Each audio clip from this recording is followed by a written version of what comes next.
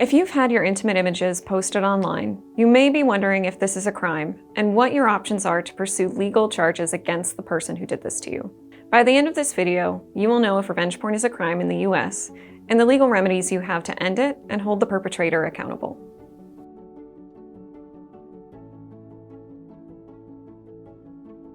Hi, I'm Caroline Ford, an attorney at Minc Law, the nation's leading law firm when it comes to internet defamation and online harassment. Revenge porn has become all too common, and its impact on victims can be devastating in so many ways. Whether you shared these images willingly with an individual or they were stolen from you, there are legal options available to you, both civilly and criminally. In this video, we'll cover what revenge porn is, whether it's a crime, some of the state and federal laws addressing revenge porn, and steps you can take if you've been victimized.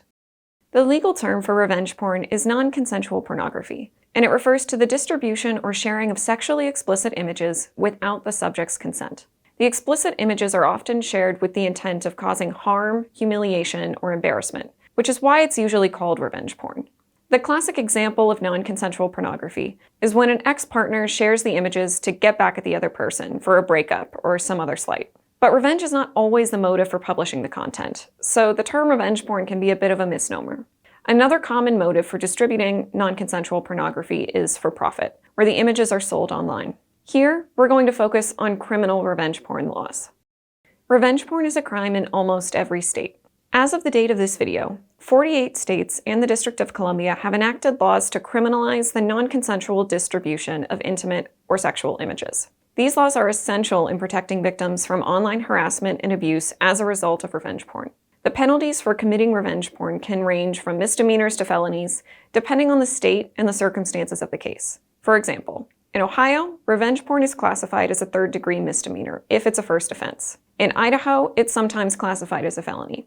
Some states classify a first offense of revenge porn as a misdemeanor, but it can be upgraded to a felony depending on the circumstances. Like in Virginia, where the crime is escalated to a felony if the victim is under the age of 18. Penalties will include jail or prison time and/or substantial fines depending on how the crime is classified. Revenge porn is not currently a federal crime. If you try to report revenge porn to federal law enforcement, like the FBI, there won't be much they can do unless the case involves child pornography, hacking, or cyberstalking. That means that state law enforcement agencies are usually responsible for investigating and prosecuting most revenge porn crimes. In our experience, it can be difficult to get state law enforcement agencies to pursue criminal charges in revenge porn cases. This can be due to a number of reasons, including lack of knowledge about revenge porn laws, lack of resources to investigate the crimes, as well as internal biases. Every case is different. If you are a revenge porn victim and want to seek criminal charges, the first step is filing a police report with your local police department. Most revenge porn laws are state laws, but there is the Violence Against Women Act, a federal civil law that allows for civil remedies. Under VAWA, victims can file a civil claim in federal court to seek damages incurred as a result of the publication of their content or a court-ordered removal of the content from the internet. While VAWA doesn't offer criminal remedies, it provides an essential avenue for victims to seek justice and compensation. In certain revenge porn situations, there are several ancillary federal criminal statutes that may apply and have been used for purposes of prosecution by the FBI. This typically occurs where there is additional unlawful activity involved, like hacking, identity theft, or cyberstalking.